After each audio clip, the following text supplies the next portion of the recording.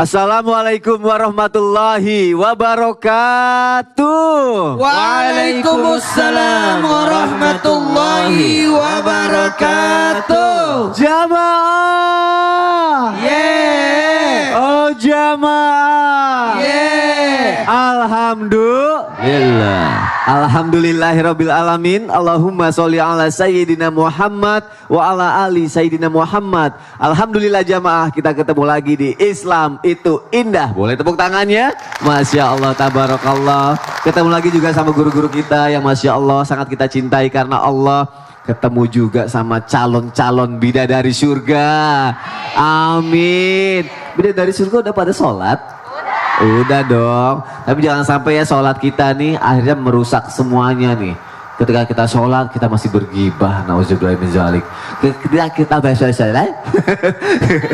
Ketika kita masih sholat masih maksiat. Masih ada yang kayak gitu? Gak ada yang mau jawab. Pasti gak ada yang mau jawab. Akhirnya kita berpikir, aduh apa artinya nih sholat kita. Makanya pagi hari ini akan kita jawab ya jamaah ya. Kita belajar dan tema kita adalah, haruskah aku sholat jika masih maksiat? Haruskah seperti itu? Ya, nanti kita cari tahu jawabannya. Tapi ada tayangan dulu yang mau aku kasih lihat untuk jamaah yang ada di rumah, yang ada di studio juga. Bergaya alim, masuk masjid, pria berpeci, malah mencuri motor. Aduh, kita lihat tayangannya, silakan. Auzubillahimin zalik, ya Allah. Ada juga yang kayak gitu tuh, karena mungkin ngerasa udahlah banyak dosa ini, dia datang ke masjid gak usah sholat lah, mencuri aja gitu kan. Padahal mungkin banyak yang nggak tahu juga kalau sholat kita ternyata benar emang mengurangi maksiat itu sendiri. Itu maksudnya gimana Ustaz Maulana? Kok senyum-senyum aja sih? Ya senyum-senyum aja. Silakan Ustaz. Ngelain napas ya, lihat keadaan. Habib dan Ustaz Sams. Bismillahirrahmanirrahim. Assalamualaikum warahmatullahi wabarakatuh. Waalaikumsalam warahmatullahi wabarakatuh. Jamaah. Yeay. Oh jamaah. Yeay. Alhamdulillah. Alhamdulillahirabbil alamin. Allahumma shalli ala sayyidina Muhammad wa ala ali sayyidina Muhammad. Satu bentuk pujian dan rasa syukur kita, Masya Allah. Kalau berbicara tentang sholat tidak akan ada habis-habisnya. Karena kenapa? Ini adalah sangat penting kita bahas. Bagaimana jikalau ada yang melakukan, benarkah sholat itu bisa mengurangi maksiat? Jawabannya iya, bisa. Karena sholat itu mencegah dari perbuatan keji dan mungkar. Nah, gimana nih? Aku gak usah sholat kalau begitu. Tetap aku berdosa juga. Ketahuilah, ketika orang melakukan dosa, sekali lagi, melakukan dosa, sebenarnya yang dirusak itu adalah keimanannya. Yang dirusak itu ketakwaannya. Yang dirusak itu ketakutannya kepada Allah. Maka orang yang berdosa, cepatlah bertobat. Cepatlah bertobat. Cepatlah bertobat. Dan berjanji untuk tidak mengulanginya. Karena ketika kita sholat sebenarnya, Masya Allah, dosa-dosa kita disimpan di atas kepala, di pundak. Ketika kita ruku, berjatuhan dosa-dosa itu. Masya Allah. Malah harusnya udah gak ada dosa ya. Jadi maksudnya harusnya jangan ngelakuin maksiat lagi dong harusnya. Sebenarnya gini, bukan melakukan sholat ya, mendirikan sholat. Mau tahu? Mau tahu? Kita nanti bahas. Nanti kita bahas lagi. Tepuk tangan untuk Ustaz Maulana. Masya Allah. Karena ada yang bilang juga kalau misalnya kita sholat masih maksiat, Habib, ternyata katanya rukunnya masih ada yang salah, atau syarat-syarat sah sholatnya masih ada yang nggak tahu. Emang itu penyebabnya juga, Habib? Gimana ya? Gimana Habib? Mohon penjelasannya Habib Muhammad. Silakan Habib. Assalamualaikum warahmatullahi wabarakatuh. Waalaikumsalam warahmatullahi wabarakatuh. Alhamdulillahi rabbil alamin. Wa sallallahu wa sallama ala abdihil mustafal amin Sayyidina Muhammadin nurillahil mubin al-hadi ila suratihil mustaqim Dil khuluqil azim wa nahjil qawim. Allahumma salli wa sallim wa barik alaihi wa ala alihi wa sahbihi wa man sara fi darbih, amma ba'd. Masya Allah, pagi yang indah ini kita bahas ibadah yang sangat mulia. Ibu-ibu, ibadah apa? ibadah sholat. Kalau ditanyakan apakah sholat itu dapat mencegah seseorang untuk melakukan suatu kemaksiatan, tadi alhamdulillah Ustaz Maulana menyampaikan sangat bagus sekali. Pertama pendapat Ibnu Aun dan pendapat Imam Hammadi, beliau mengatakan iya, madama fiha, maksudnya orang lagi sholat, madama fiha, selama dia dalam keadaan sholat maka dia tercegah daripada perbuatan maksiat selama lagi sholat. Tapi Imam Ibnu Ashur beliau mengatakan tidak, bukan seperti itu. Beliau mengatakan orang sholat itu bukan mencegah dirinya daripada perbuatan maksiat, artinya memudahkan dirinya untuk menghindarkan daripada kemaksiatan. Karena berapa banyak orang yang sholat masih maksiat. Contohnya dalam keadaan sholat juga, misal sholatnya kalau depan mertua ada riaknya dikit, Allah Khusyuk banget ya. Kayak pesawat tinggal landas. Pas mertuanya lewat langsung Allahu Akbar. Wah, Salam banget kayaknya ya. mantu yang baik katanya. Subhanallah. Nah, itu pendapat yang pertama. Kemudian pendapat yang kedua mengatakan Imam Alusi. Beliau mengatakan betul bahwasannya inna salata tanha anil fahsya iwal munkar. Sesungguhnya sholat itu bisa mencegah seseorang berbuat maksiat. Beliau mengatakan baik lagi dalam keadaan sholat ataupun di luar sholat. Saya tahu ibu-ibu kalau Sony sudah berdiri berarti waktu saya. Bib, takutnya gara-gara Habib ngomong gitu, ibu-ibu setiap ngeliat mertuanya sholat, Allah Akbar, di depan gua aja lu. Pasti nanti takutnya gitu. Betul. Terima kasih Habib Muhammad untuk penjelasannya. Tepuk tangan lagi untuk guru-guru kita, Masya Allah. Banyak yang akan kita pelajari pagi hari ini ya jamaah ya. Karena mungkin ini penting sekali karena kita bicara mengenai sholat. Ustadz Syam, katanya nih Ustadz, kalau ada orang yang maksiat, ngelakuin kesalahan, dosa, tapi kalau dia tetap sholat itu sebenarnya dia masih ada harapan untuk menjadi lebih baik. Masya Allah. Bener kayak gitu Ustadz Syam? Benar, Masya Allah. Silakan Ustadz. Tapi guru-guruku, Habib Muhammad, Ustaz Maulana, jamaah di studio serta jamaah di rumah, kita buka dulu surah Al-Ankabut ayat 45. A'udzu billahi minasy syaithanir rajim. Allah. Bismillahirrahmanirrahim. Utlu ma uhiya ilayka minal kitabi wa aqimis salat.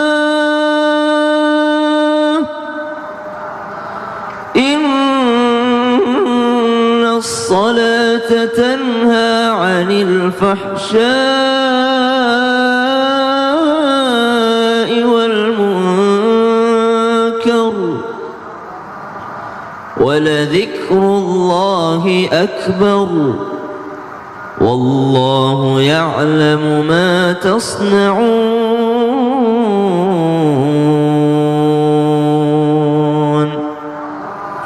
Al-Quran surah Al-Ankabut ayat 45. Bacalah kitab Al-Quran yang telah diwahyukan kepadamu wahai Muhammad, kata Allah dalam Al-Quran, dan laksanakanlah salat.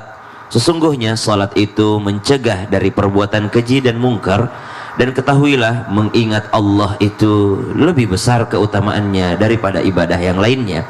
Allah mengetahui apa yang kamu kerjakan.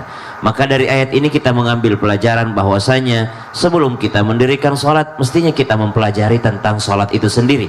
Utslu ma uhiya ilaika minal kitabi wa aqimis shalah. Habis itu dirikanlah sholat, dan sholat itu jauh lebih besar, wala dzikrullahi akbar, dalam hal mengingat Allah. Dari sahabat Nabi SAW Sayyidina Jabir bin Abdullah radhiyallahu anhu waradahuma, Nabi SAW di antara bainar rajul wa bainas syirki wal kufr tarkus salah.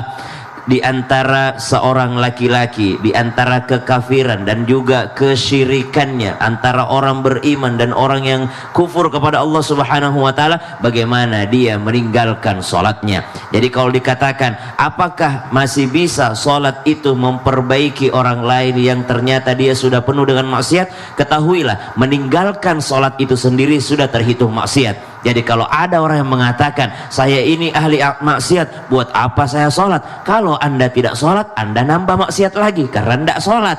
Kalau anda masih sholat, berarti anda tidak melakukan maksiat meninggalkan sholat. Karena maksiat itu bukan hanya mengerjakan yang diharamkan, tapi meninggalkan yang diperintahkan itu adalah maksiat. Sedangkan sholat adalah perintah Allah Subhanahu wa ta'ala. Lagi aku heran lagi.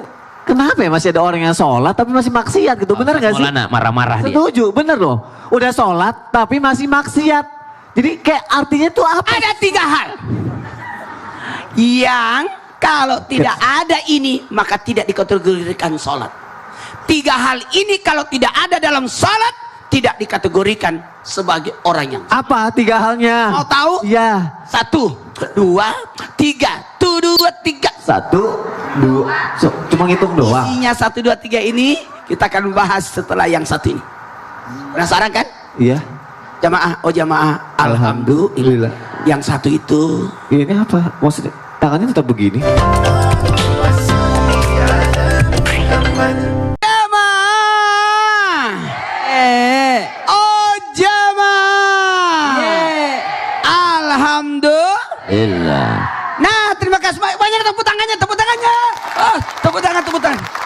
Apa sih? Ini dari tadi nih. Tunggu dulu, saya buka dulu nih buat jamaah yang baru bergabung. Alhamdulillah, tema kita hari ini bagus sekali. Temanya adalah haruskah aku sholat jika masih maksiat? Kenapa? Ini kan Ustaz suruh begini nih sampai kapan? Oh gini. 3 yang dilakuin kalau misalnya sholat, apa nih maksudnya nih? Ada 3. Iya. Kalau tidak ada 3 ini tidak disebut sholat. Ya apa? Aku udah. Harus hadirkan 3 ini. Ya udah, apa aja aku boleh duduk gak sih? Udah ya. Ya Allah, dari tadi astagfirullah Ustaz. Baik, izin Habib dan Ustaz Sams. Baik, buat semuanya jamaah yang nonton Islam Tinda, yuk, Masya Allah tabarakallah, tanpa kita sadari dalam salat ada 3 hal di mana jikalau 3 hal ini tidak ada maka tidak disebut salat. Penasaran kan? Iya, penasaran. Yang pertama, hadirkan ikhlas. 1, 2, 3. Ikhlas. Yang kedua, rasa takut. Ulangi.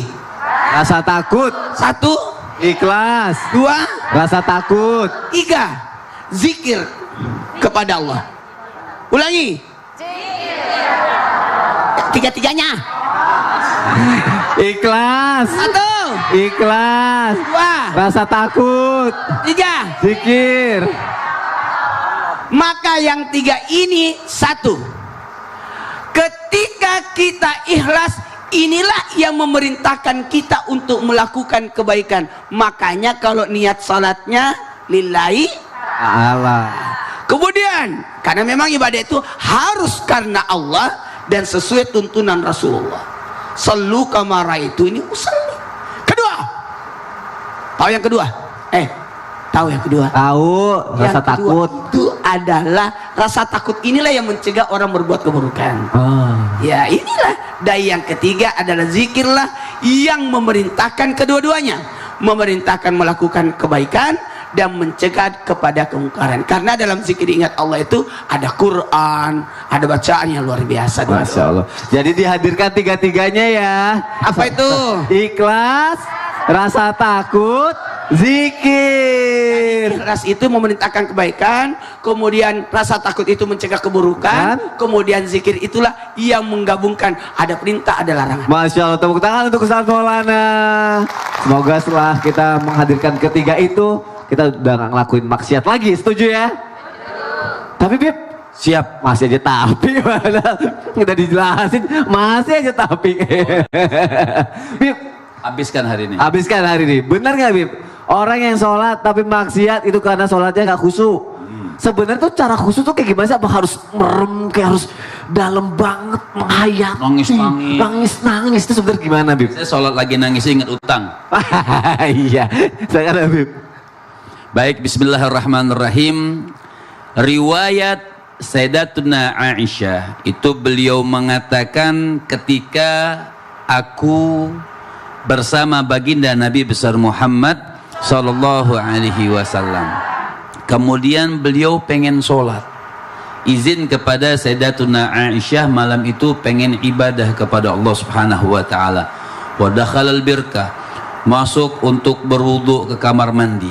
Selesai daripada wudu, kata Sayyidatuna Aisyah, beliau mengatakan ka'annahu la ya'rifuna wa la na'rifuhu.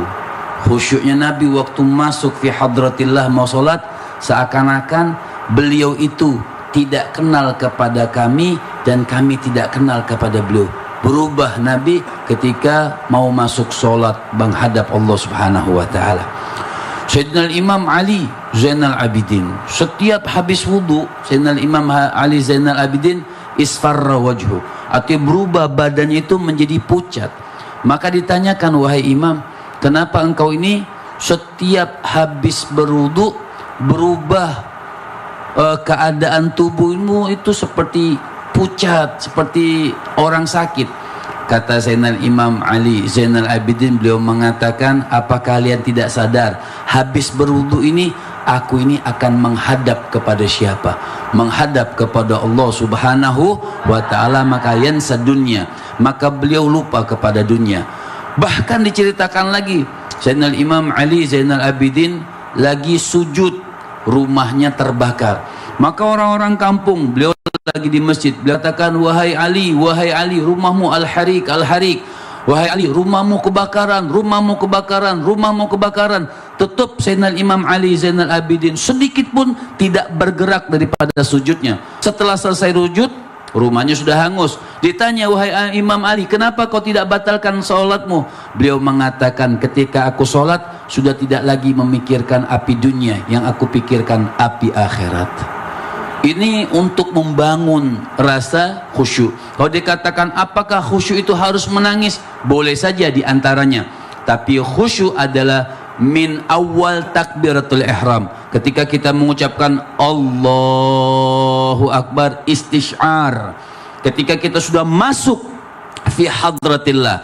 Karena ibadah sholat ini ibadah mahdhah. Apa itu ibadah mahdhah? Ibadah urusan seorang hamba langsung kepada Tuhannya Allah Subhanahu wa taala. Jadi ketika Allahu Akbar dari awal sampai akhir, mereka sudah tidak lagi memikirkan dunia.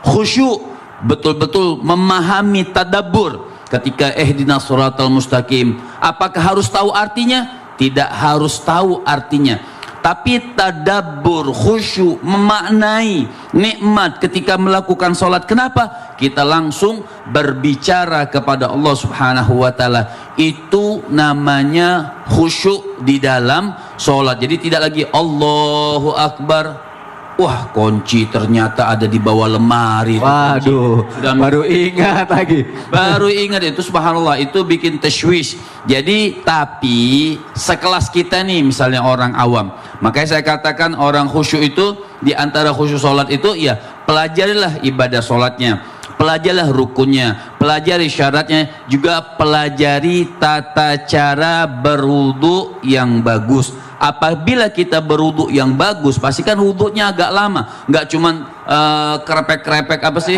kayak bebek mandi kemudian langsung sholat. Nah itu bikin sholat kita juga nggak akan khusyuk. Tapi minimal ulama mengatakan khusyuk itu supaya sah sholatnya, supaya bagus sholatnya, minimal takbiratul ihramnya hadir hatinya. Nah itu minimal. Mungkin kita dari awal sampai akhir susah, tapi tidak juga dikatakan susah kalau kita terus mau berusaha. Tapi minimal khusyuk itu ketika Allahu Akbar, waktu takbiratul ihram betul-betul hadir hatinya, kita ini lagi dalam keadaan sholat. Masya Allah. Bib, terima kasih ya Bib ya. Sama-sama. Semoga apa yang Habib jelasin kita bisa lebih khusyuk lagi dalam sholat kita ya. Amin. Terima kasih Habib Muhammad. Udah kalau sholat tuh lebih khusyuk, jangan mikirin dunia seperti kata Habib. Kalau mikirin dunia jadinya kusut. Nauzubillahi min zalik. Lanjut lagi. Gak ada suaranya. Lanjut lagi kan nih? Masya Allah. Ustaz Syam. Caranya gimana lagi? Kalem-kalem ibu-ibu ya. Iya, kayaknya aduh gelis pisang. Lagi khusyuk gitu. Lagi khusyuk ya. Ustadz, kalau misalnya sholat tapi maksiat, benar nggak ada yang salah dari niatnya? Cuma aku bingung, ini niat bacaan niat sholatnya yang salah, apa maksudnya niat sholatnya karena apa yang salah gitu? Maksudnya apa ya? Baik, Jelasannya Ustadz. Habib Guruku Habib Muhammad Ustadz Maulana jamaah di studio serta jamaah yang di rumah, kita buka dulu Al-Quran surah Al-Baqarah ayat 45 dan ayat 46. A'udzu billahi minasy syaithanir rajim. Bismillahirrahmanirrahim. Wa aqimus salata wa atuz zakata warka'u ma'ar raki'in. أتأمرون الناس بالبر وتنسون أنفسكم وأنتم تتلون الكتاب أفلا تعقلون واستعينوا بالصبر والصلاة وإنها لكبيرة إلا على الخاشعين الذين يظنون أنهم ملاقو ربهم وأنهم إليه راجعون. Al-Quran surah Al-Baqarah ayat 43, 44, 45 sampai dengan ayat 46 di mana Allah Subhanahu wa taala memerintahkan kita agar mendirikan salat, menunaikan zakat dan ruku serta khusyuk dan meminta kepada Allah dengan sabar dan juga salat. Berarti salat itu adalah bagaimana kita akan meminta kepada Allah Subhanahu wa taala. Kalau ditanyakan apakah ada yang salah dengan niatnya, maka mari kita melihat bagaimana para ulama memandang niat itu sendiri. Imam An-Nawawi dalam beberapa kitab dan karangan beliau, termasuk diantaranya Arba'in An-Nawawi, kemudian ada Riyadhus Shalihin, Imam An-Nawawi senantiasa meletakkan hadis tentang niat itu di awal pembahasan, senantiasa di awal pembahasan, innamal a'malu bin niat. Maka Imam An-Nawawi selalu menaruh hadis tersebut paling pertama di awal-awal kitab beliau. Kenapa? Karena semua amalan itu tergantung daripada niatnya. Niat yang kita maksud di sini bukan lafaz niat. Kalau lafaz niat mah termasuk daripada rukun salat ataupun lafaz di dalam hati Allahu Akbar, bukan yang sebelum takbir, tapi pada saat takbiratul ihram ada lafaz dalam hati itu, usalli fardhas subhi misalnya, atau usalli fardhal maghrib, usalli fardhal isya'i bersamaan dengan takbiratul ihram. Maka bukan niat yang itu yang kita maksud yang akan memperbaiki salat, tapi niat kita untuk salat, maksud kita untuk salat untuk apa? Sedangkan Allah menjelaskan di dalam Al-Quran, berfirman dalam Al-Quran, wasta'inu bis sabri wassalah. Maka kalau dilihat salat itu adalah untuk meminta tolong kepada Allah Subhanahu wa taala. Kalau hanya sekedar kewajiban, maka susah dapat khusyuknya. Tapi kalau orang merasa bahwasanya dirinya dalam kesulitan, tidak mungkin dia bisa berbuat tanpa pertolongan Allah, ayo deh mau minta tolong sama Allah, ada kebutuhan nih mau minta tolong dulu sama Allah. Di mana dia minta tolongnya sama Allah? Ketika dia melaksanakan salatnya. Lihat bagaimana Nabi SAW ketika terjadi peperangan bersama dengan Jabir bin Abdullah. Jabir tuh ngundang Nabi, ya Rasulullah, ayo makan di rumah, kasihan udah capek dari tadi menggali parit. Maka kata baginda Nabi SAW kepada para sahabat, ayo para sahabatku, ada undangan makan dari Jabir. Jabir bin Abdullah memerah mukanya. Kenapa? Ternyata makanan yang disediakan di rumahnya hanya cukup untuk 3 orang, tapi Nabi malah mengundang 1.500 orang sahabat. Ketika Nabi SAW masuk ke rumah Jabir bin Abdullah radhiyallahu anhu, pada saat itu Nabi melaksanakan sholat 2 rakaat. Kenapa Nabi melaksanakan sholat 2 rakaat? Karena inilah cara Nabi meminta kepada Allah Subhanahu wa Ta'ala. Seketika makanan untuk 3 orang cukup untuk 1.500 orang. Lihat bagaimana orang-orang yang dekat dengan Allah. Nabi SAW bersama para sahabatnya menjadikan sholat itu benar-benar untuk memenuhi kebutuhannya, menjadikan sholat itu benar-benar ajang kita meminta tolong kepada Allah Subhanahu wa Ta'ala. Maka untuk seluruh jamaah Islam itu dan nasihat bagi diri kami sendiri dan seluruh jamaah, bahwasanya jadikan sholat ini adalah tempat kita minta tolong kepada Allah Subhanahu wa Ta'ala. Kita kan kalau lagi ada maunya itu kadang-kadang merengek, kadang-kadang khusyuk, serius gitu minta tolongnya. Nah ini kita selalu ada maunya sama Allah. Nggak mungkin kita nggak punya kebutuhan sama Allah. Jadi sholat itu bukan hanya kewajiban, tapi ajang kita minta tolong sama Allah Subhanahu wa Ta'ala. Insya Allah jadi lebih khusyuk ya. Insya Allah. Masya Allah, terima kasih Ustaz Syam. Tepuk tangan lagi untuk guru-guru kita, Masya Allah. Biar lebih semangat, sekarang aku mau kasih kesempatan nih untuk jamaah bertanya ya. Yuk kita masuk ke segmen Tanya Dong Ustadz. Kami semua tanya dong Ustadz. Yang mau nanya, boleh angkat tangannya. Yang mau nanya, sebelah sini dulu ya.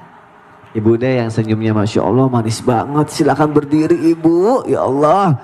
Namanya siapa? Ukti. Dari mana? Bogor. Dari Bogor. Coba kasih tahu sama pemirsa namanya siapa, dari mana? Assalamualaikum warahmatullahi taala wabarakatuh. Waalaikumsalam warahmatullahi wabarakatuh. Perkenalkan, nama saya Ibu Oon Ruhiat dari Kampung Cibunian, Desa Cibunian, Kecamatan Pamijahan. Majelis Taklim Nurul Huda Al-Wahadiyah. Tepuk tangannya deh. Untuk Ibu gak lupa nama Ibu ya. Mau nanya apa Bu? Ya, izin tanya, Ya. Ustadz, gimana sih cara ikhlas untuk bersolat? Karena sering malas atau masih ngantuk atau tertunda-tunda. Oke, secara ikhlasnya seperti apa ya? Ya. Terima kasih ya Ibu ya untuk pertanyaannya ya Bu ya. Terima kasih. Assalamualaikum warahmatullahi wabarakatuh. Waalaikumsalam warahmatullahi wabarakatuh. Habib boleh dijawab Boleh, ya bicaranya biar ikhlas gimana Bib? Artinya Masya Allah, kita melakukan sholat itu adalah perintah. Perintah. Jadi sebenarnya mau atau tidak mau wajib. Jadi nggak nunggu. Ayo dong, berikan saya motivasi supaya untuk melakukan sholat. Bujuk saya misalnya supaya melakukan sholat. Tidak seperti itu. Ketika kita amr, artinya ati'u Allah wa ati'ur Rasul. Ayat itu jelas. Allah Subhanahu wa Ta'ala mengatakan, ayo lakukan sholat, taati Allah Subhanahu wa Ta'ala dan taati nabinya. Maka perintah Allah Subhanahu wa Ta'ala untuk melakukan sholat. Ketika orang tahu kebesaran Allah, ketika orang itu tahu keagungan Allah Subhanahu wa Ta'ala, maka dia akan menunaikan perintahnya. Nggak akan berat untuk melakukan perintahnya. Pasti ketika masuk waktu, ada perintah dari Allah Subhanahu wa Ta'ala. Ketika kita melakukan, ini amr, perintah dari Allah Subhanahu wa Ta'ala, otomatis dia akan ikhlas untuk melakukan sholat. Masya Allah, ini masuk panggilan Allah. Ketika ada adzan, ini adzan, panggilan Allah Subhanahu wa Ta'ala. Untuk apa? Untuk melakukan ibadah sholat. Gak usah mikirin sholat diterima atau tidak, sholat diterima atau tidak. Nanti dijelaskan sama guru-guru kita. Yang penting apa kita lakukan? Lakukan dulu perintahnya Allah Subhanahu wa Ta'ala. Ketika kita melakukan perintah Allah Subhanahu wa Ta'ala, di situ ada rahasia yang Allah Subhanahu wa Ta'ala berikan kepada hambanya agar makin makin tambah untuk ikhlas kepada Allah Subhanahu wa taala. Tapi syaratnya apa? Syaratnya lakukan perintah Allah Subhanahu wa taala dengan luas hatinya. Ikhlas akan timbul ketika kita melakukan ibadah salat kepada Allah Subhanahu wa taala. Masya Allah. Terima kasih Habib untuk jawabannya. Gimana Ibu Oon jawabannya? Terjawab ya. Ibu Oon, Mas Oni. Ibu Oon, Mas Oni. Jangan-jangan kita? Masya Allah. Yuk sekarang ada pertanyaan nih dari media sosial Islam itu Indah. Dari @Indra Lesmana. Wah, jangan-jangan Lesmana nih. Assalamualaikum Habib. Wah langsung Habib. Ya, Langsung Habib. langsung diri. Saya tahu saya masih suka berbuat dosa, tapi saya tetap menjaga sholat. Sedangkan saya kesel sama orang-orang yang suka nyinyirin sholat kita diterima tidaknya. Bagaimana sih Bib cara mengetahui bahwa sholat kita diterima dan tidak memikirkan omongan orang lain Habib? Selalu berbuat dosa. Dia tahu dia selalu buat dosa. Iya. Udah tahu masih berdosa. Udah tahu masih dosa ya. Harusnya jangan ya. Ya. Silakan Habib. Artinya Masya Allah, Allah Subhanahu wa ta'ala mengatakan inni ma'akum la in aqamtumus salata wa ataitumuz zakata wa amantum birrusuli wa azzartumuhum wa aqradtumullaha qardan hasana la ukaffiranna ankum sayiatikum wa la udkhilannakum jannatin tajri min tahtihal. Udah, kalau anharnya hafal aja sudah, anharnya aja. Artinya Bagian kita sholat tapi masih berbuat dosa misalnya. Pertanyaannya, ketika orang berbuat dosa atau merasa dirinya masih berbuat dosa, terus stop sholatnya? Kan tidak. Lakukan sholat terus, insya Allah dengan sholatnya itu tanha anil fahsya'i wal munkar. Insya Allah dengan sholat yang bagus, memperbaiki sholatnya, maka mencegah dirinya daripada perbuatan keburukan atau kekejian. Makanya lihat, ini ma'akum. Jadi sebenarnya kita Mas Soni nggak usah mikirin apa tadi nyinging apa? Nyinyir. Nyinyir. Nyinging. Beda nyinging. Ya, nyinyir ya. Nyinyirin, anak nyinyirin. tikus. Misalnya orang katakan, oh sholat gitu apa? Nyinyirnya tadi tuh masih Nyinyir. sholat ya. Ya. Nyinging lagi. Ya anggap aja nying-nying gitu kan. Orang yang nyinyirin kita itu anggap aja nying-nying, sudah lewat aja, suka pengganggu. Jadi mengganggu kita untuk ibadah sholat, mengganggu kita khusyuk, nggak usah dipikirin hal yang seperti itu. Karena kenapa? Kita untuk terbebas daripada nying-nying tadi itu susah. Ya, untuk terbebas dari ini susah karena semua orang ridhon nas ghayatul la tudrak. Kenapa? An-Nabi SAW sampai beliau mengatakan ridhon nas ghayatul la tudrak. Kita pengen semua perbuatan kita tuh orang senang sama kita, hampir tidak mungkin ya. Semua kita pengen orang itu ridho senang dengan perbuatan kita, hampir tidak mungkin. Yang kita pikirkan apa? Lihat, ini ma'akum. Jadi gak usah pikirin, oh saya ini masih maksiat, saya ini masih maksiat, terus untuk melakukan sholat jadi berat. Tidak, sholat. Kenapa? Inni ma'akum. Ya Allah, gimana kita ini nggak nikmat? Kita sama apa namanya? Nyinging. Teman dekat itu betis. Oh bukan. Besti, Oh, betis iya, lagi. ya. Besti. Besti, ya. Betis mah ini. Oh iya. Besti. Salah Kita mulu. sama teman dekat aja, sama teman dekat. Ketika kita bersama orang besti tadi, Besti. kita kan senang kadang-kadang. Betul Ibu? Betul. Ini yang dekat sama kita Allah. Lagi kapan kita dekat? Jelas tadi. Ini ma'akum, kata Allah Subhanahu wa taala. Aku ini akan bersama kalian. Berarti Allah itu bersama kita. Allah itu dekat sama kita. Allah itu bisa lihat kita. Allah itu ingat sama kita. Kekasih kita Allah Subhanahu wa taala. Nah, kapan masalahnya? Jadi nggak usah mikirin nyinyir tadi. Kapan Allah itu dekat sama kita? La in aqamtumus sholata. Jadi Ketika kita diantaranya yang menyebabkan Allah dekat sama kita, ketika kita sedang melakukan sholat. Jadi ketika kita sedang Allahu Akbar, ini ma'akum, aku ini bersama kalian, kata Allah Subhanahu wa ta'ala. Jadi kalau kita lagi bersama Allah, gak usah lagi mikirin omongan orang, gak usah lagi mikirin nying-nying tadi, gak usah. Kenapa? Kita lagi bersama Allah Subhanahu wa ta'ala. Ketika kita lagi bersama Allah Subhanahu wa ta'ala, dikatakan oleh Nabi, khairul maudhu as-salah, itulah tempat terbaik manusia, ya, tempat terbaik manusia, tempat terindah manusia ketika mereka lagi berdiri melakukan sholat. Jadi sholat itu tidak butuh dirayu untuk melakukan sholat. Sholat itu nggak butuh mikirin omongan orang. Sholat itu biar dia, kenapa sih tuh orang sholat, masih sholat tapi masih suka maksiat, ngapain mikirin seperti itu? Yang kita pikirkan apa? Pemirsa di rumah, di studio semuanya, kameramen semuanya, sholat. Kenapa? Lagi bersama Allah Subhanahu wa ta'ala. Itu nilai yang terindah, nilai yang sangat baik, nilai yang sangat sungguh susah untuk diungkapkan dengan kata-kata ketika kita lagi bersama Allah Subhanahu wa ta'ala. Masya Allah. Jadi si Nying-Nying sama si Besti ini temenan gitu ya Beb ya? Kayaknya lagi bener banget hari ini ya? Enggak juga sih Beb. Enggak juga ya? Enggak juga. Banyak pertanyaan lagi soalnya. Oh, Masya Allah. Jadi ada yang bilang gini loh, juga guru-guru ya, benar Ustaz Maulana ya, Ustaz Syam ya semua ya. Nih, maksiat aja udah. Yang penting sholat gitu. Nanti sholat itu yang akan nyelamatin kita, nolongin kita. Katanya begitu. Kenapa nanya-nanya begitu? Memangnya Sony melakukan maksiat? Ya enggak Bu. Itu pertanyaan orang-orang itu statement. Masa pertanyaan orang? Orang-orang. Orang siapa? Biasanya. Orang-orang. Cuma katakan. Itu si Jing-Jing kayak udah.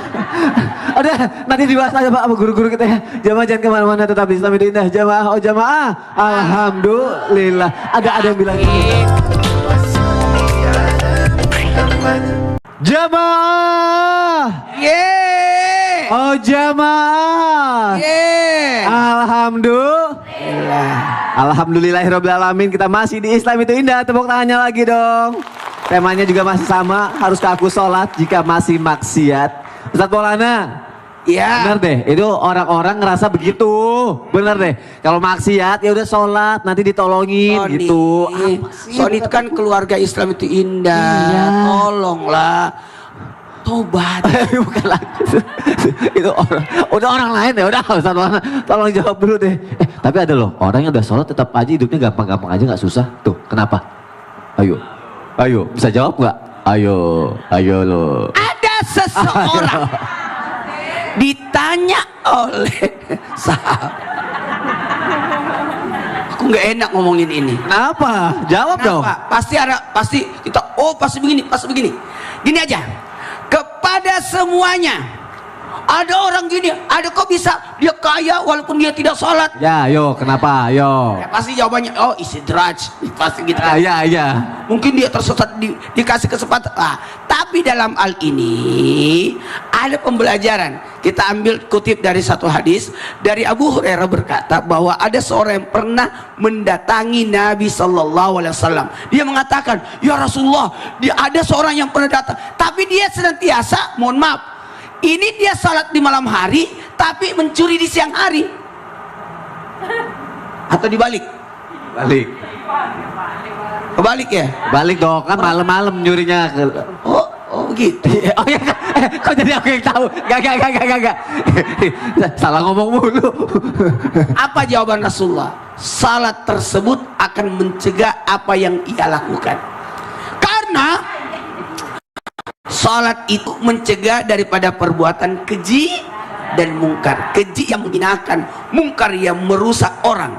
Mohon maaf tanpa menggurui, hanya mengingatkan. Makanya istainu bisabri wassalat. Minta tolongnya kepada Allah lewat apa? Jalur salat. Jalur Sholat. jalur Sholat. dan dalam salat itu kumpulan doa-doa. Jadi dalam sholat itu apa yang kita minta semua ada dalam sholat. Apa yang kau butuhkan ada dalam sholat. Apalagi duduk di antara dua Sujud. Cuma gimana ya? Ada orang sholat maksiat juga ya. Iya. Berarti kembali lagi, dia cuma melakukan sholat tapi tidak mendirikan sholat. Oh, tidak mendirikan sholat. Karena sholat itu didirikan. Kalau sudah berdiri, aman semua. Oh, iya juga ya. Masya Allah. Tepuk tangan untuk Ustaz Maulana dong. Artinya apa sih? Artinya apa sih? Aku bingung. Gini, kalau orang sholat kan hanya sekadar Iya. sholat, tapi tidak ada efek setelah sholat. Jadi Oh, sholat itu didirikan seakan-akan ada fungsi, setelah sholatnya ada fungsinya. Masya Allah. Tepuk tangan lagi dong. Keren Ustaz Maulana. Jadi sekarang pilihannya mau sholat apa enggak? Sholat ya. Apa lagi? Tidak ada pilihan tidak sholat. Kalau kamu tidak bisa sholat berdiri duduk. Kalau tidak bisa duduk baring. Ya. Maaf salah mulu. Mau sholat Ya. atau disolatin? Oh ya, mau sholat. Ya benar. Ya maaf ya, salah lagi. Mau sholat atau disolatin? Sholat. Ustaz Syam. Ya, Tapi gara-gara ada perkataan Allah tidak butuh sholatmu, gitu. emang.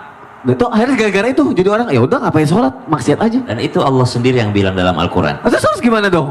Ya, kita bacakan ayat. Silakan Ustaz Syam. Abi Muhammad Masoni, Ustaz Maulana, jamaah di studio, jamaah di rumah, kita buka Al-Quran surah Az-Zariyat ayat 56 sampai ayat 58. A'udzu billahi minasy syaithanir rajim.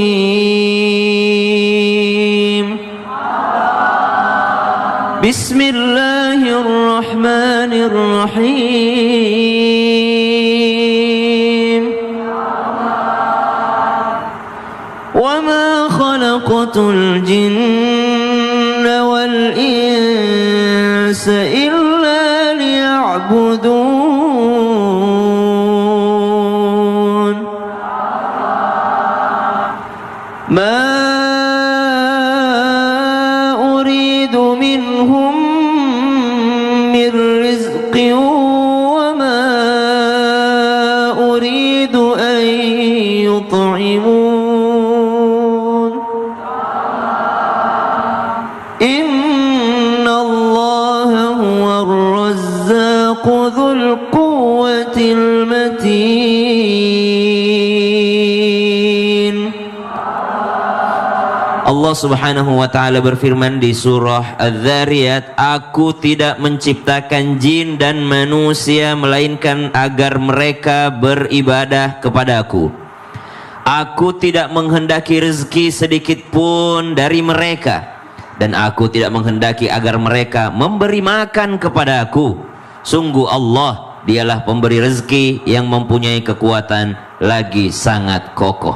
Ma uridu minhum mir rizkin. Kata Allah, salatmu itu, ibadahmu itu bukan kamu kasih aku makan.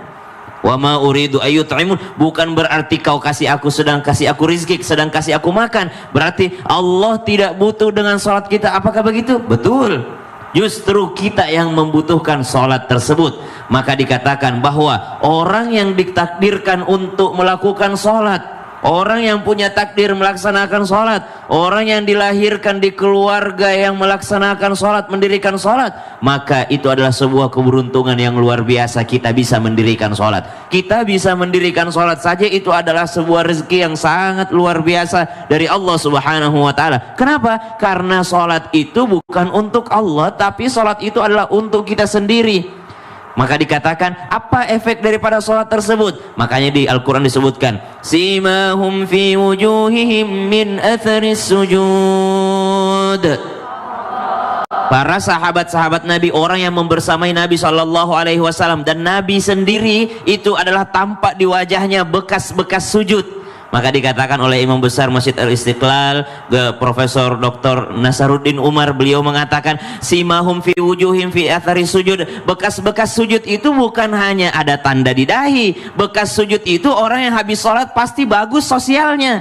Itu bekas sujud. Bekas sujudnya orang yang sholat, yang benar-benar sholat, bekas sujudnya apa? Tidak bakal nyakitin orang. Bekas-bekas sujudnya, orang yang banyak sujudnya ada bekasnya. Apa bekasnya? Suka nolongin orang. Apa bekasnya orang yang rajin sholat? Bekasnya adalah tidak akan nyakitin orang tuanya. Bekasnya orang yang banyak sujudnya, mereka akan baik kepada orang lain. Bekasnya orang yang banyak sujudnya, mereka akan bagus dalam hal sosialnya dan juga pribadinya. Maka sholat itu seperti makan. Kalau makan bisa menambahkan energi kepada kita, maka sholat itu juga akan memperbaiki diri kita. Kalau kita makan, apakah itu untuk orang lain atau untuk kita? Untuk kita. Berarti kalau kita sholat, itu juga bukan untuk Allah, melainkan untuk diri kita sendiri. Menambah kesolehan bagi diri, menambah kesolehan bagi sosial kita. Orang yang ada bekas-bekas sujud pada dirinya tidak mungkin suka nyalahin orang. Orang yang ada bekas-bekas sujud pada dirinya pasti akan berdampak, berefek pada akhlaknya sendiri kepada orang lain. Orang yang paling bagus sholatnya adalah baginda Nabi SAW. Lalu Allah Subhanahu wa taala memerintahkan kepada Nabi SAW, setelah sholat engkau bacalah wa qur rabbirhamhuma kama rabbayani shaghira. Jangan lupa engkau doakan kedua orang tua. Kenapa? Karena bekas sholatnya dia pasti bagus sama orang tuanya. Doa apa lagi yang diajarkan Allah kepada Nabi? Wa qur rabbi zidni ilma. Ya Rabb, tambahkan ilmuku, bukan tambahkan hartaku, bukan tambahkan umurku, tapi tambahkan bagiku ilmu. Kenapa? Orang yang ada bekas-bekas sujudnya, orang yang ada bekas-bekas salatnya, maka efeknya akan ditambahkan ilmu oleh Allah Subhanahu wa taala. Berarti salat itu adalah kebutuhan kita, bukan untuk Allah Subhanahu wa taala. Ma uridu minhum mir rizqin. Allah tidak membutuhkan rizki daripada kita. Bahkan dalam sebuah hadis qudsi disebutkan, dalam sebuah riwayat Allah Subhanahu wa taala berfirman, Allah Subhanahu wa taala dalam hadis qudsi berfirman, wahai hamba-hambaku, seandainya seluruh jin dan manusia itu semuanya bertakwa, tidak menambah kekuasaanku. Seandainya seluruh jin dan manusia itu bermaksiat, tidak ada yang sholat sama sekali, itu tidak akan meruntuhkan kerajaanku. Kenapa? Karena Allahu Ahad, Allahu Samad, Allah tempat kita bergantung. Allah tidak bisa digoyahkan kekuasaannya, tidak bisa diruntuhkan kekuasaannya. Bahkan semua makhluk tidak sholat sekalipun, Allah tetap Allah, Allah tetap Tuhan kita yang Maha Esa, Maha Kuasa. Allahu Ta'ala alam. Terima kasih Ustaz. Sama-sama Sony. Tepuk tangan untuk guru-guru kita, Masya Allah. Kelihatan kok di sini banyak-banyak bekas sujudnya, Masya Allah. Ini bekas disakitin ya? Enggak ya? Masya Allah. Jamaah, sekarang aku mau kasih kesempatan lagi untuk bertanya dan ngebacain pertanyaan dari jamaah yang ada di rumah. Yuk kita masuk lagi ke segmen Tanya Dong Ustadz. Kami semua tanya dong Ustaz. Dari Instagram dulu ya, siap-siap yang di rumah ya. Ini dari Instagram hamba Allah. Assalamualaikum Ustadz Habib. Katanya kalau sholat, bacaan sholat harus benar. Tapi maaf, jujur saya belum ada niat untuk sholat sampai saat ini. Karena saya belum bisa baca Al-Quran. Saya belum benar bacaan apalagi gerakan. Dan saya pun nggak diajarin sholat dari kecil sama ibu bapak. Ada nasihat nggak dari ustadz-ustadz yang bisa membuat orang seperti saya yakin harus sholat? Habib Muhammad, silakan. Masya Allah. Duh. Artinya masih ada saja orang-orang yang punya alasan-alasan yang kurang jelas untuk tidak melakukan sholat. Tidak ada alasan, pertama, tidak ada alasan untuk orang itu meninggalkan sholat kecuali udzur syar'i, ya. Safar saja, berlayar, itu kita tetap melakukan sholat. Kalau boleh tidak sholat nih, rayuan apa lagi sudah? Kalau orang boleh libur sholat, ya, kalau orang itu boleh libur sholat, pertama kali yang libur sholat itu Nabi Muhammad. Kalau nih seandainya orang itu boleh, oh saya tidak mau sholat misalnya, atau niat belum sholat, pertama kali boleh sholat itu mungkin Nabi Muhammad, Nabi yang paling bersih, Nabi yang paling hebat, tapi sampai meninggal dunia Nabi tidak pernah meninggalkan sholat. Bahkan waktu mau meninggal dunia Nabi katakan as-salah, as-salah, as-salah. Ayo orang yang belum punya niat, belum punya mau melakukan sholat, muliaan mana anda daripada baginda Nabi besar Muhammad Sallallahu Alaihi Wasallam, Nabi yang mulia, Nabi yang megang kunci syurga, Nabi yang pasti masuk syurga. Masya Allah, sholatnya sangat rajin. Kita yang banyak maksiat, sudah banyak maksiat, tidak tahu cara sholat dan tidak melakukan sholat. Dikatakan, oh bacaan saya belum bagus. Ulama mengajarkan, tulis bacaannya. Boleh ditulis. Taruh di kertas, pegang. Kalau merasa belum hafal, misal bu. Ya Banyak Bib. banget ini. Ya. Artinya misal, oh saya nih belum bisa bacaan sholat misalnya. Tulis Al-Fatihahnya, yang wajib itu Al-Fatihah. Surah setelahnya tidak wajib. Pakai yang wajib-wajib saja. Pertama takbiratul ihram, Allahu Akbar. Masa nggak bisa nyebutin Allahu Akbar? Itu yang wajibnya. Nanti kemudian baca yang wajib apa? Al-Fatihah, suratul Fatihah. Insya Allah anak kelas, jangan kelas, anak saya umur 5 tahun bisa baca Al-Fatihah. TK aja bisa ya Bib. TK, belum TK malah 5 tahun. TK. Mas bisa baca Al-Fatihah, hafal Al-Fatihah. Kita udah 7 kali balik. Banyak banget. 7 kali. Masa belum bisa baca Al-Fatihah? Jadi boleh dikatakan tidak ada alasan manusia itu meninggalkan ibadah yang namanya ibadah sholat. Jadi misalnya kalau nggak bisa, tulis, taruh di depan. Atau cara pegangnya, pegang nggak apa-apa, taruh di kantong, ya, taruh di kantong. Kemudian ini lampu merah yang mana sih nih? Kalau lampu merah ntar berhenti Bib.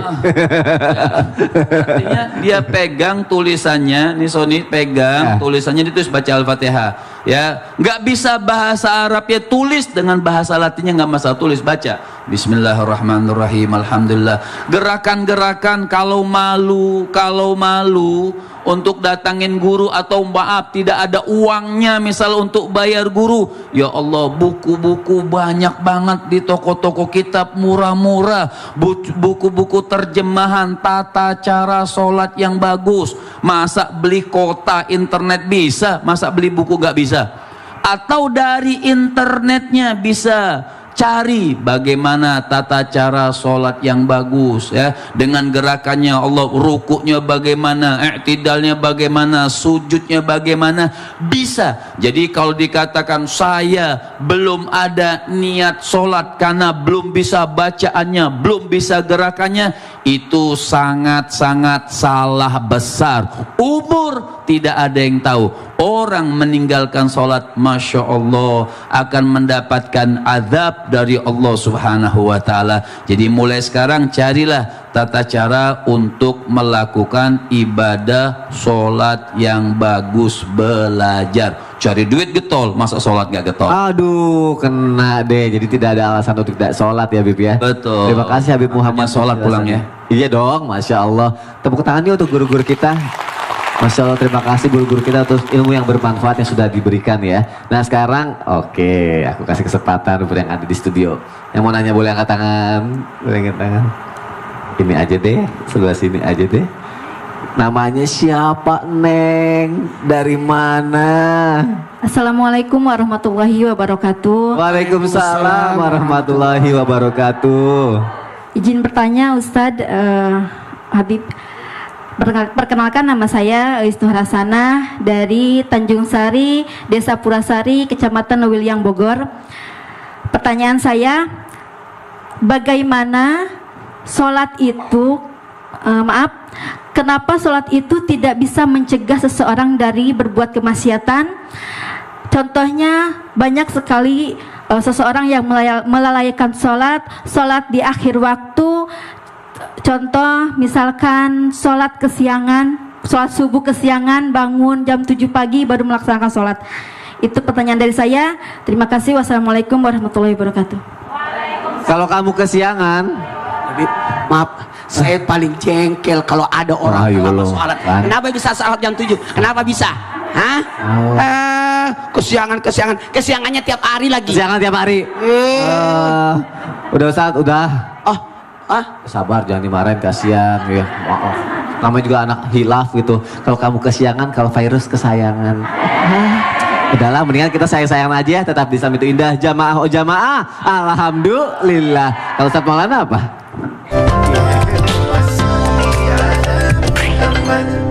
Jamaah. Oh jamaah. Alhamdulillah. Alhamdulillahirrabbilalamin, kita masih di Islam itu indah. Tepuk tangannya lagi, Masya Allah. Yuk langsung aja ya, kita masuk lagi yuk ke segmen Tanya Dong Ustadz. Kami semua tanya dong Ustaz. Minta izin nih, boleh nggak diulang lagi pertanyaannya?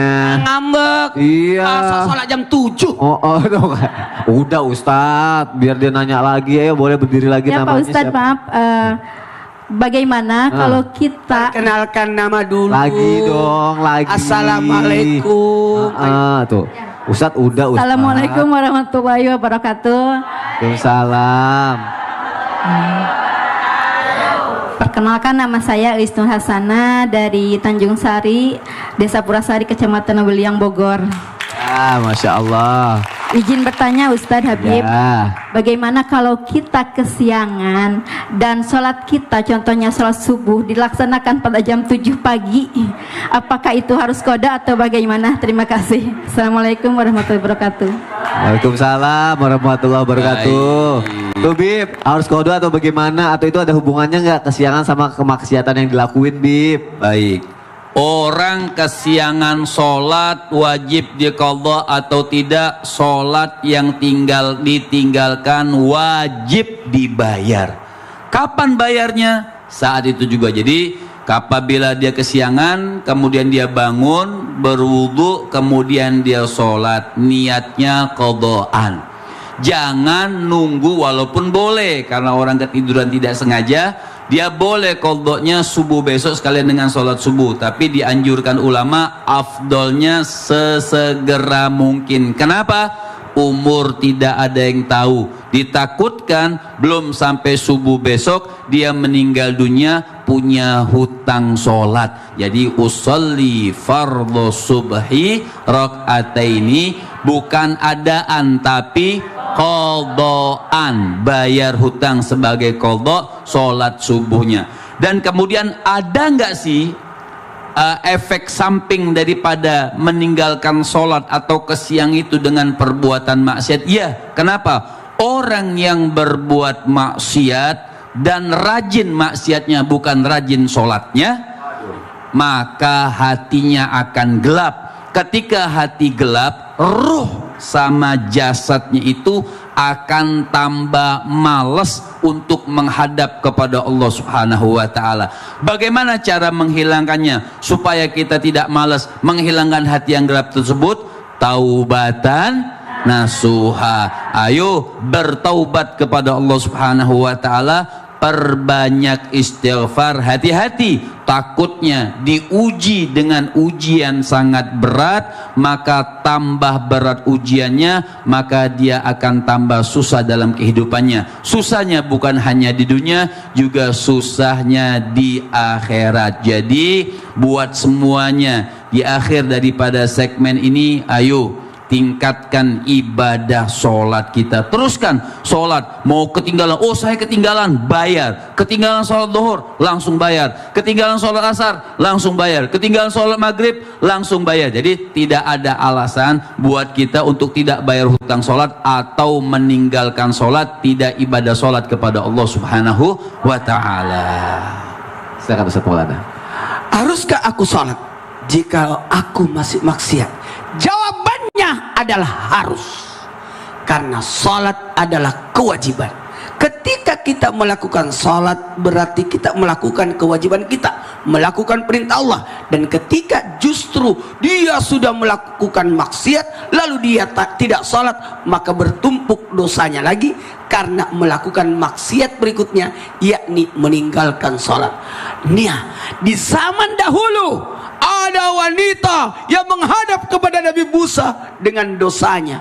Tahu nggak, ada dosa lebih besar daripada dosa wanita itu ketika berzina, adalah orang yang sengaja meninggalkan sholat. Hati-hati, sholatu imaduddin, sholat itu tiangnya agama. Ketika sholat tidak didirikan, tidak dilakukan, maka sungguh dia sudah menyalahi agamanya. Nauzubillah, summa nauzubillah. Maka tidak ada alasan orang untuk tidak sholat. Sholat meskipun Anda berbuat maksiat. بسم الله الرحمن الرحيم الحمد لله رب العالمين اللهم صل على سيدنا محمد النبي الأمي وعلى آله وصحبه وسلم ربنا اغفر لنا ذنوبنا ولوالدينا وللمؤمنين يوم يقوم الحساب ربنا اجعلنا مقيم الصلاة ومن ذرياتنا ربنا وتقبل دعاء Ya Allah, perkenankanlah kami menjadi hamba-Mu yang mendirikan salat. Begitu pula keluarga kami, anak cucu kami, jaga mereka, jadikan mereka hamba-hamba-Mu yang senantiasa mendirikan salat. Ya Allah, bantulah kami untuk khusyuk di dalam ibadah salat kami. Ya Allah, bantu kami istiqamah menjaga salat berjamaah kami. Ya Allah, wa sallallahu ala sayyidina Muhammad walhamdulillahi rabbil alamin. Amin, ya rabbal alamin. Terima kasih guru-guruku, terima kasih jamaah sudah menyaksikan Islam Indah. Besok kita ketemu lagi ya. Assalamualaikum warahmatullahi wabarakatuh. Waalaikumsalam warahmatullahi wabarakatuh. Salatullah salam